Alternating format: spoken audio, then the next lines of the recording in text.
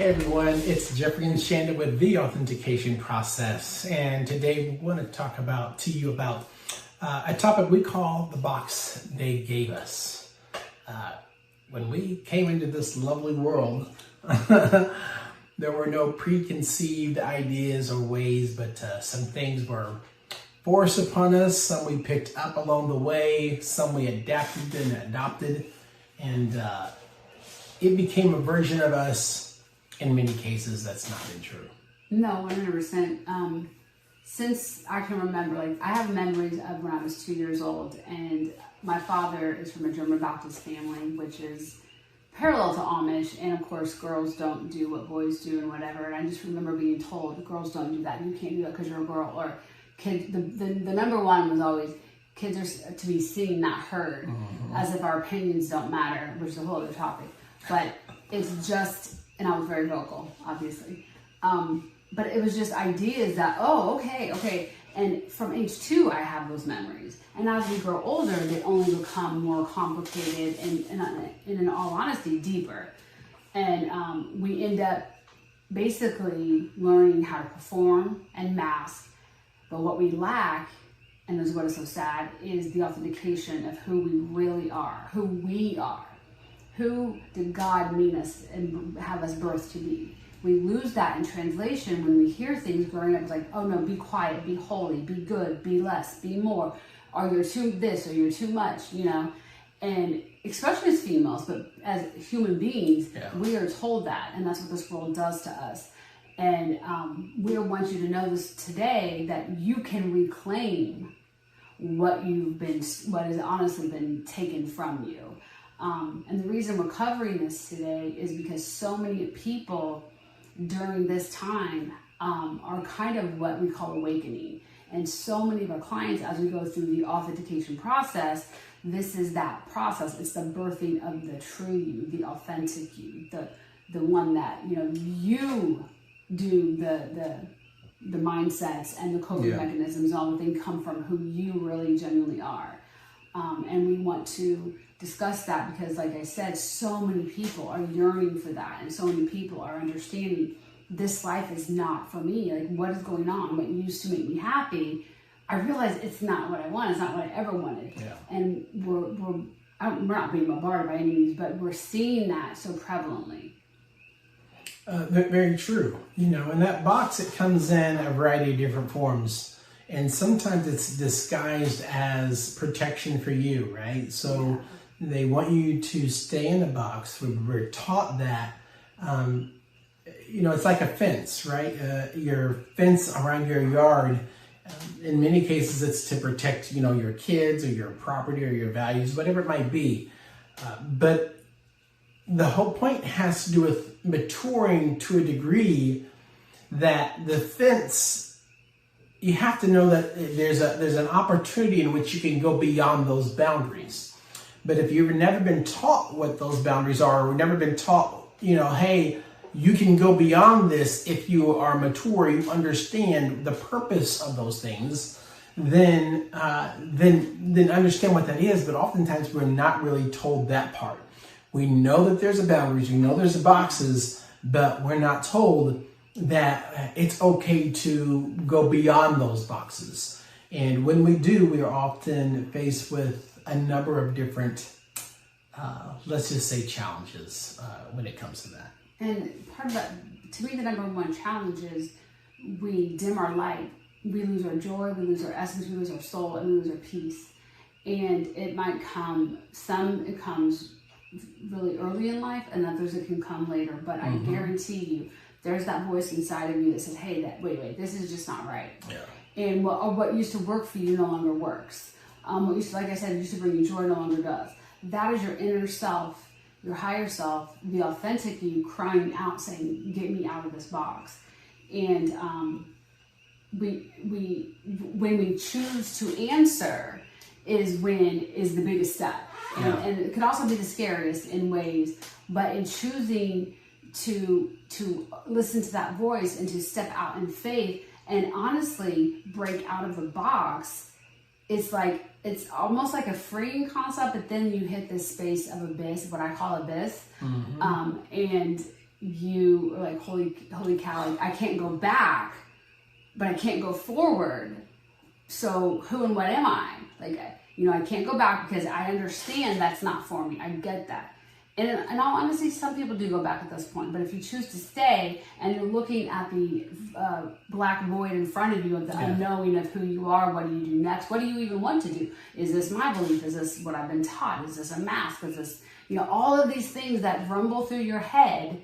That's why I call it the abyss. But I want to encourage you that if that's where you're at, it is, and it's still an amazing step, and you should be proud of yourself. But as we break out of the box, it is a process, and it is a slow process, but it's a longing that each of us has. So if your voice and your inner self is telling you to do that, and you answer that call, I want to congratulate you on that first and foremost. But just know that this is not the destruction, it's the revelation. This is not the breakdown, this is the breakthrough. And you are not broken. You might be fractured, but you are not broken. So if this is kind of where you're at, know we've been there, and and we're going to give you some tools in order to implement into your life to try to figure out what's next. And it is different for everybody, and that's okay. Yeah, it definitely is, and so again, just keep in mind that box it can also be a place of comfort. It's what you're used to. It's your habits. And so as you begin to push against that, it will feel uncomfortable. But some of you, I can feel it, and I know that some of you you feel like you're trapped, right? It's one thing to think that the fence is there to protect you, right? It's like people in jail, they don't feel protected in jail. No, they aren't trapped in jail. So when you go from feeling protected to feeling enclosed and trapped, or you've lost your freedom, then that's part of your soul telling you you need to mature to a place where you can go beyond, go over the fence, whatever it is that's trying to hold you in there, and really have the courage to push beyond that. Yeah, and the first step is once you understand you can't go back and you choose to move forward, you ask yourself, like, I have nowhere to start, no idea where to start. And the first step is honestly to be still, to sit in silence. And I know that's scary, because this is why sometimes I personally tell my clients, the choice to not go back you think is the scariest, but the choice this is sometimes the scariest part for some people. Because I've realized in the coaching since COVID, I've had clients that have never just sat alone with themselves. Some have never even been single. And it as much as it might boggle my mind, we have been trained to not want to be still. Yeah. Because if we keep going, we never get awoken to the system that we're in. And so, yes, that is a very scary place to be. I have been there, he has been there, and many of our clients have been there. Actually, all of our clients have been there. It feels raw. What you used to be told where to go, what to do, and da-da-da, in the still small voices or the loud voices of others, is just silence. I want to encourage you to stay there and be uncomfortable. And I want to validate that it sucks, because it does. But that's when you ask yourself certain questions and the stripping starts, and you start reflecting and going inward instead of out. Put down the phones, put away the TVs, stop the TVs, and just sit with yourself, sit with your thoughts, because it's only in that stillness can the subconscious mind come to surface, and that is where your authentic self lies.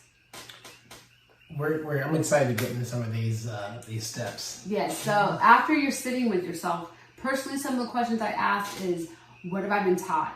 What and speak to yourself. Like, do I believe this? As you're going through the beliefs that you were brought up in, and ask, who do you want to be? What strengths do you have? What weaknesses do you have? Write these things down. And I call it reclaiming or reclamation. And it's not a glow up, and it's a slow, almost holy process. I'm going to say that holy process of taking yourself back, not fixing, because there was nothing wrong with you in the first place. And that's the number one thing you need to understand. You were never broken. Fractured maybe, but not broken.